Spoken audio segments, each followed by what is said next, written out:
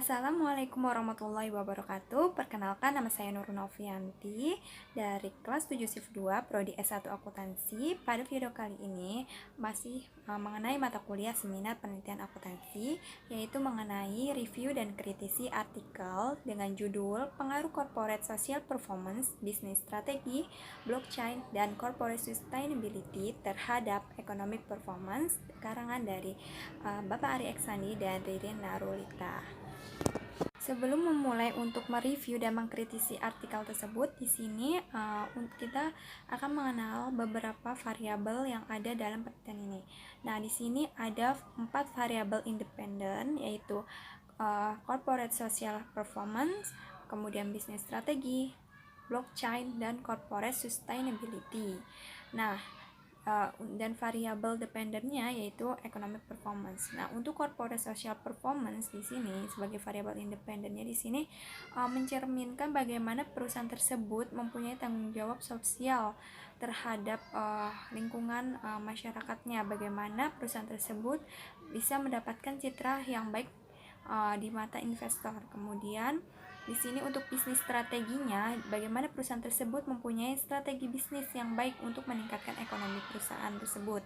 Nah, untuk blockchain di sini, bagaimana perusahaan tersebut memiliki sistem data untuk bisa mempertahankan keamanan data-data atau informasi perusahaan tersebut. Nah, kemudian yang terakhir di sini corporate sustainability, bagaimana perusahaan tersebut dapat mempertahankan dan menciptakan sumber daya manusia dan alam untuk kehidupan di masa yang akan datang. Untuk salah satunya untuk bisa meningkatkan kinerja perusahaan tersebut. Nah, itu adalah variabel-variabel independen yang akan berpengaruh terhadap variabel dependen, yaitu economic performance. Baik, mengenai motivasi isu penelitian, research gap, dan fenomena. Di sini yang pertama, motivasi isu penelitian.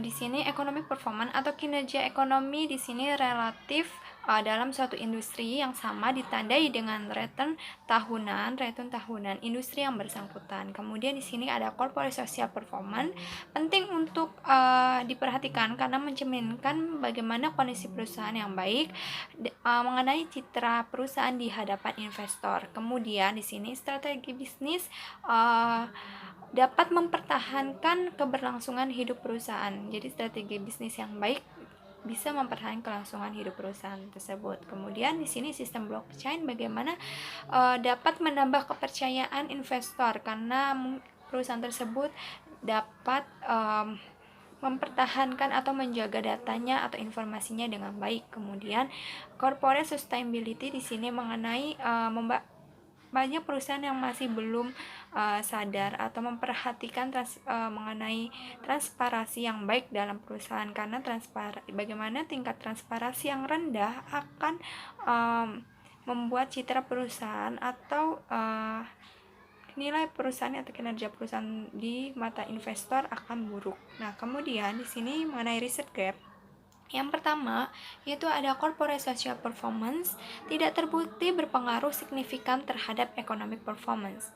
Ini menurut penelitian dari Wibison, Darmaji, dan Sutanto tahun 2014. Nah, kemudian yang kedua, di sini ada strategi bisnis terbukti berpengaruh terhadap economic performance menurut penelitian dari Puspita tahun 2018. Dan yang ketiga, hasil penelitian dari Verger tahun 2018 berharap adanya perkembangan lebih lanjut dalam proses registrasi transaksi yang menjadi kepercayaan yang masih lemah.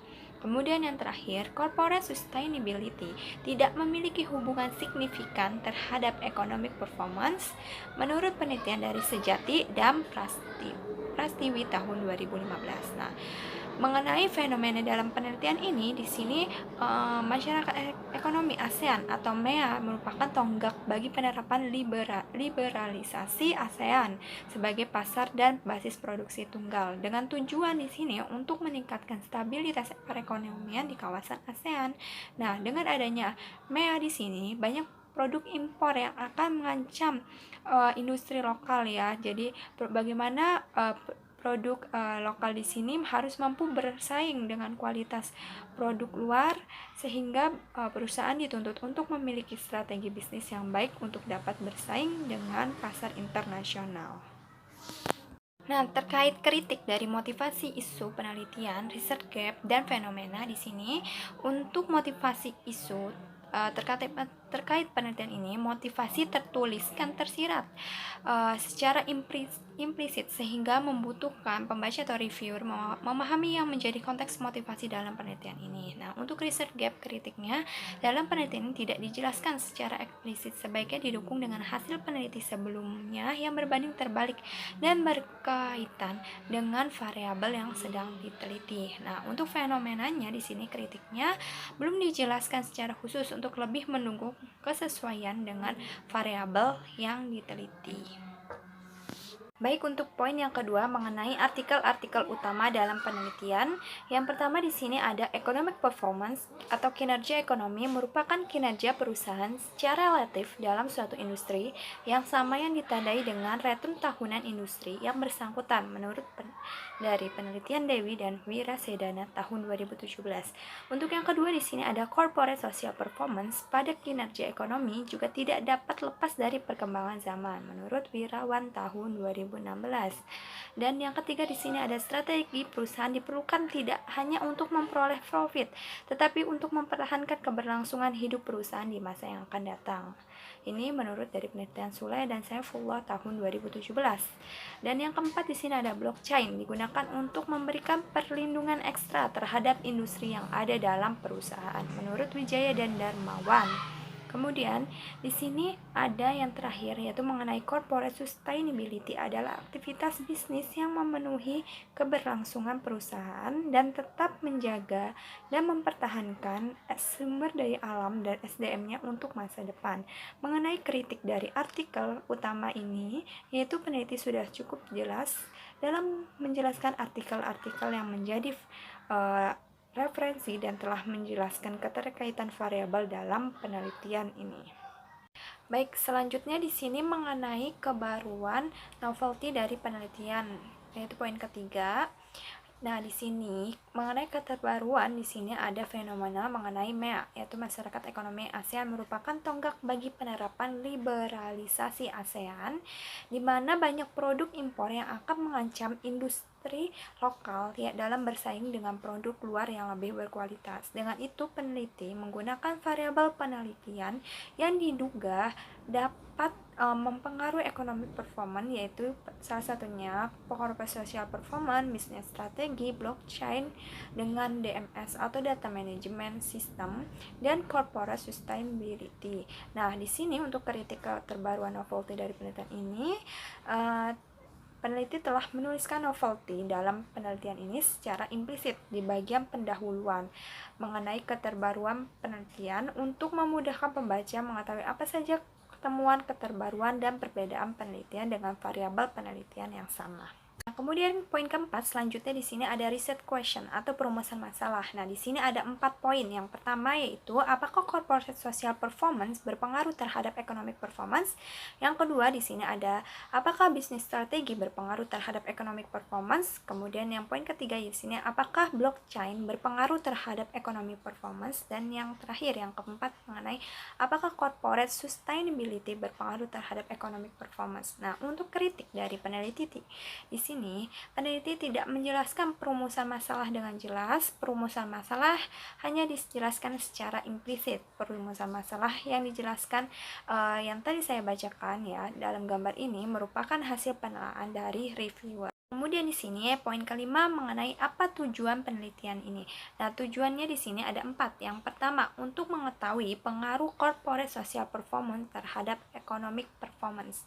Terus kemudian yang kedua di sini untuk mengetahui pengaruh bisnis strategi terhadap economic performance.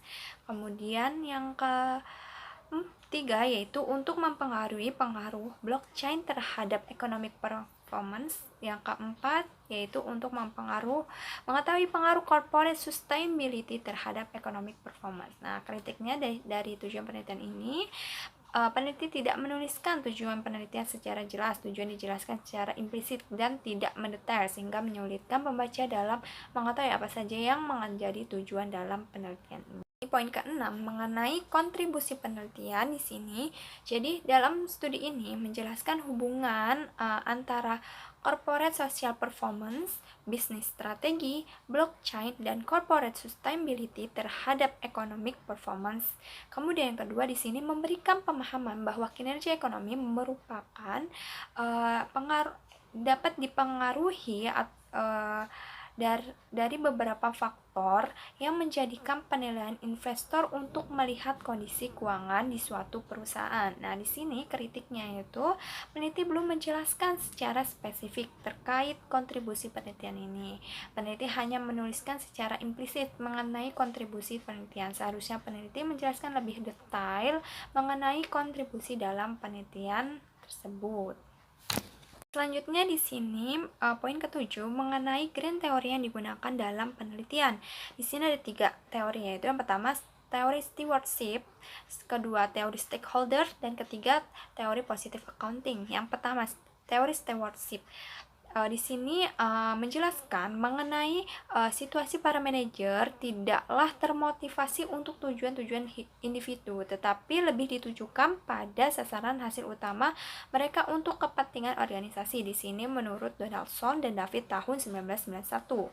Nah, untuk teori stakeholder di sini mempunyai hak memperoleh informasi mengenai aktivitas perusahaan yang dapat mempengaruhi pengambilan keputusan mereka. Jadi stakeholder dapat memilih untuk tidak menggunakan informasi tersebut atau menggunakan informasi tersebut. Di sini menurut Degan tahun 2004. Nah, yang terakhir di sini positive accounting theory mengenai sebuah proses yang dapat menggunakan kemampuan, pemahaman, pengetahuan akuntansi serta penggunaan kebijakan akuntansi paling sesuai untuk menghadapi kondisi tertentu di masa yang akan mendatang. Nah, untuk kritik grand teori yang digunakan dalam penelitian ini tidak ada kritik karena peneliti telah menjelaskan 3 grand teori dan memaparkan dengan keterkaitan dan variabel dalam penelitian. Nah, yang selanjutnya di sini ada poin yang ke-8, keterkaitan grand teori yang digunakan dengan penelitian yang sedang dilaksanakan. Di sini untuk yang pertama, teori stewardship teori. Nah, di sini menjelaskan bahwa manajemen tidak hanya termotivasi untuk tujuan pribadi, namun lebih pencapaian kinerja ekonomi perusahaan yang dikelolanya. Jadi, bagaimana manajemen sebagai pengelola perusahaan tersebut untuk melakukan cara terbaik meningkatkan kinerja ekonomi perusahaan pada prinsipalnya sehingga sebagai dasar pertanggungjawaban dari manajer tersebut terhadap perusahaan yang dipimpinnya. Kemudian yang kedua, teori positive accounting theory. Di sini ada hubungan dengan economic performance terletak pada sikap manajemen yang menggunakan kemampuan serta kompetensinya dan pemahaman akuntansinya. Nah, untuk hubungan dengan bisnis strateginya di sini terletak pada pemilihan strategi bisnis yang baik. Nah, untuk hubungan dengan blockchain yang menjadi pilihan perusahaan untuk menjaga data informasi agar meminimalisir tingkat error dan kecurangan yang terjadi di perusahaan. Kemudian di sini untuk hubungan stakeholder teori di sini mengenai corporate sustainability terletak pada informasi perihal kinerja ekonomi, sosial dan lingkungan. Nah, hubungan dengan corporate social performance di sini terletak pada informasi non keuangan terkait dampak sosial lingkungan yang timbul akibat aktivitas dari perusahaan. Nah, berkaitan dengan kritik dari keterkaitan grand teori yang digunakan dalam penelitian ini, yaitu peneliti telah menjelaskan tidak ada kritiknya keterkaitan grand teori yang digunakan dengan variabel penelitian secara eksplisit. Selanjutnya di sini poin ke-9 ada kerangka konseptual. Nah, di sini ada 4 variabel independen, yaitu X1 di sini corporate social performance, X2-nya bisnis strategi, kemudian X3-nya di sini ada blockchain, dan X4-nya ada corporate sustainability yang akan mempengaruhi variabel dependennya, yaitu economic performance atau variabel Y-nya. Nah, jadi di sini sudah dipastikan bahwa hipotesisnya ada 4. Nah, kemudian di sini mengenai kritik konseptual, di sini peneliti tidak memberikan penjelasan dan gambaran terkait kerangka konseptual pada penelitian ini. Seharusnya peneliti membuat kerangka konseptual untuk menggambarkan keterkaitan setiap variabel independen dan variabel independennya untuk memudahkan pembaca memahami setiap pengaruh variabel yang sedang diteliti. Gambaran yang ini, kerangka konseptual pada gambar di atas ini dibuat dengan pemahaman hipotesis yang telah dijelaskan oleh reviewer. Selanjutnya di sini poin ke-10 mengenai hipotesis penelitian. Nah, hipotesis penelitian di sini ada 4. Yang pertama, corporate social performance berpengaruh terhadap economic performance. Yang kedua, di sini ada bisnis strategi berpengaruh terhadap economic performance. Yang ketiga, di sini ada blockchain berpengaruh terhadap economic performance. Dan yang keempat, di sini ada corporate sustainability berpengaruh terhadap economic performance. Kemudian di sini poin ke-11 mengenai metode penelitian yang digunakan. Nah, yang pertama di sini ada rancangan penelitian, yaitu ada analisis regresi data panel. Di sini kritiknya peneliti sudah menampilkan rancangan peneliti secara jelas, kemudian menggunakan analisis regresi data panel dalam rancangan penelitian ini. Nah, untuk definisi operasional variabel di sini untuk variabel dependennya di sini ada economic performance dengan rumus definisinya ECP.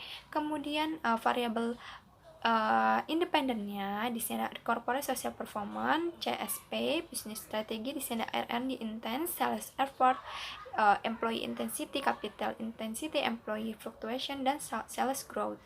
Nah, blockchainnya di sini ada disclosure lever. Untuk corporate sustainability-nya di sini ada dimensi ekonomi, dimensi lingkungan, dan dimensi sosial. Nah, untuk kritik dari definisi variabel di sini, peneliti sudah menampilkan definisi operasional secara jelas dalam penelitian ini. Selanjutnya masih pada poin yang ke-11. Di sini selanjutnya ada teknik penarikan sampel. Nah, dalam penelitian ini, teknik penarikan sampel menggunakan metode progressive sampling. Sampel yang penelitian ini adalah perusahaan manufaktur yang terdaftar di Bursa Efek Indonesia. Periode penelitiannya tahun 2014 sampai tahun 2018. Untuk kritiknya di sini, peneliti telah menjelaskan penarikan sampel secara eksplisit dan memaparkan kriteria pengambilan penelitian dengan menggambarkan kriteria penarikan sampel. Kemudian di sini ada unit analisis perusahaan. Ya, perusahaan yang dijadikan sampel adalah perusahaan manufaktur yang terdaftar di Bursa Efek Indonesia, dipilih dari 17 perusahaan menjadi sampel dari total populasi sebanyak 85 perusahaan dengan periode penelitian mencakup 5 tahun. Untuk kritik di sini tidak ada kritik untuk poin ini karena peneliti sudah jelas dalam menampilkan unit analisis tapi secara implisit. Nah, kemudian di sini jenis datanya yaitu menggunakan metode dokumentasi berupa data atau laporan keuangan yang diambil dari Bursa Efek Indonesia. Tidak ada kritik untuk poin ini karena peneliti sudah jelas dalam menampilkan jenis datanya. Nah, untuk poin ke F, di sini ada uji kelayakan model. Dalam penelitian menggunakan analisis regresi data panel dan model yang cocok digunakan yaitu FEM atau Fixed Effect Model. Nah, tidak ada kritik di sini untuk poin ini karena peneliti sudah cukup jelas dalam menampilkan uji kelayakan model. Nah, yang terakhir di sini metode analisis data. Nah, di sini dilakukan metode untuk pengujian. Di sini ada uji kelayakan model, uji asumsi klasik, dan uji hipotesis. Nah, di sini untuk kritiknya tidak ada kritik poin ini karena peneliti sudah cukup jelas dalam menampilkan uji analisis datanya. Selanjutnya di sini ada poin ke-12 yaitu persamaan regresi yang digunakan untuk pengujian hipotesis penelitian.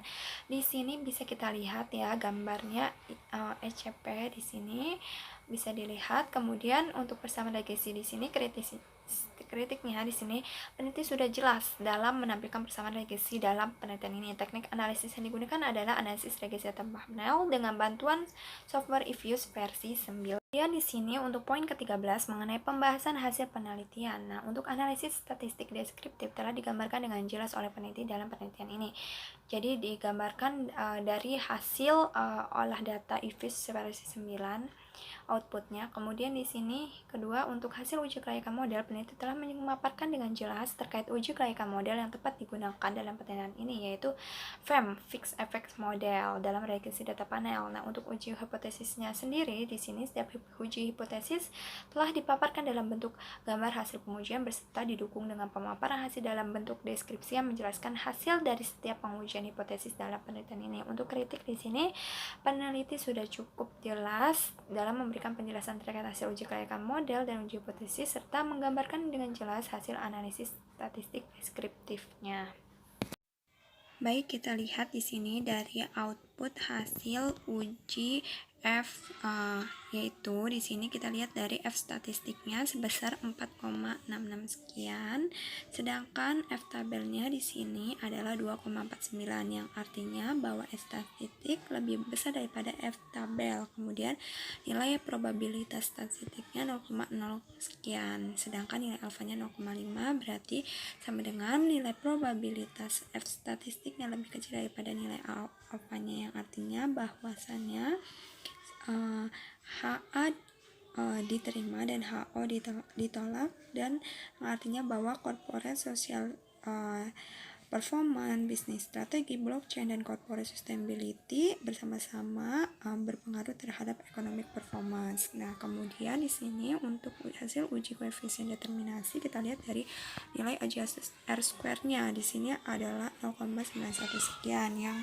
menandakan bahwa kita bisa lihat naik turunnya economic performance dapat dijelaskan oleh variabel independennya, yaitu corporate social performance, business strategi, dan blockchain, dan corporate sustainability sebesar 91,6%, dan sisanya 8,4% bisa dijelaskan oleh variabel lainnya. Nah, untuk hasil uji T-nya di sini bisa kita lihat dari tes statistik dan probabilitasnya bahwa hanya bisnis strategi saja yang berpengaruh terhadap ekonomi performance, dan sisanya corporate social performance, blockchain, corporate sustainability tidak berpengaruh atau tidak mempunyai pengaruh terhadap economic performance.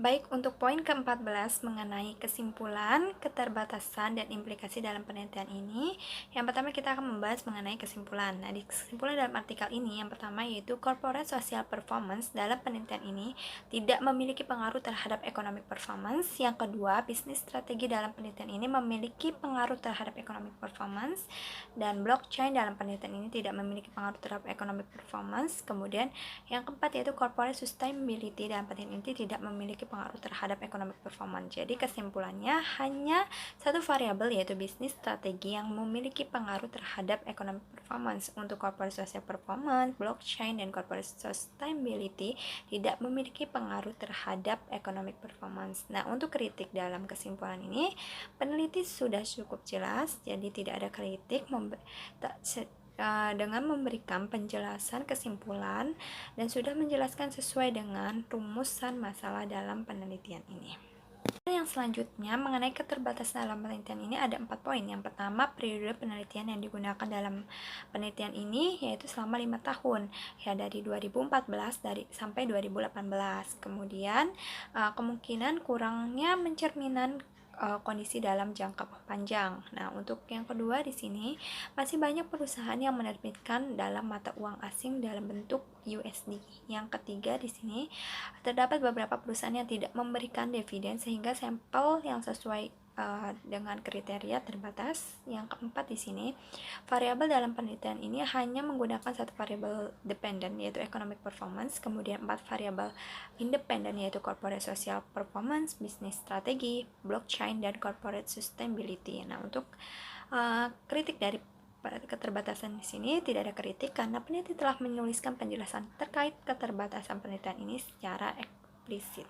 Yang terakhir dari poin ke-14 mengenai implikasi di sini ada bagi perusahaan di sini bagaimana perusahaan tersebut untuk bisa memperlihatkan atau tingkat transparansi perusahaan untuk kelengkapan data laporan keuangan untuk dipublikasikan, karena di mana tingkat transparansi dari perusahaan tersebut merupakan cerminan atau citra yang menunjukkan citra perusahaan yang baik bagi di mata investor. Kemudian untuk investor di sini, investor sebaiknya tidak hanya melihat dari segi keuntungan atau laba profit dalam laporan keuangan saja. Investor bisa melihat dari laporan keuangannya lainnya, yaitu salah satunya laporan arus kas aktivitas operasional perusahaan. Nah, untuk bagi peneliti selanjutnya di sini sebaiknya peneliti selanjutnya memperluas untuk periode penambahan waktu penelitian yang lebih panjang lagi, kemudian meneliti di sektor yang berbeda dengan proksi lain, dan variabel yang diteliti dengan variabel yang berbeda dari penelitian ini. Nah, kemudian untuk kritiknya di sini, peneliti telah menuliskan implikasi penelitian sebagai bahan pertimbangan dan masukan untuk peneliti selanjutnya. Manajer perusahaan dan investor sebagai masukan bagi perusahaan terkait faktor apa saja yang dapat mempengaruhi peningkatan atau penurunan economic performance. Baik, demikian tadi adalah review dan kritisi artikel yang berjudul Pengaruh Corporate Social Performance, Bisnis Strategi, Blockchain, dan Corporate Sustainability terhadap Economic Performance. Semoga penjelasan yang tadi saya jelaskan dapat bermanfaat bagi yang menonton video ini, dan jika ada kesalahan dalam penyampaian atau mereview dan kritisi artikel pada judul artikel tersebut, saya mohon dimaafkan. Dan terima kasih telah menonton video ini. Sampai jumpa. Wassalamualaikum warahmatullahi wabarakatuh.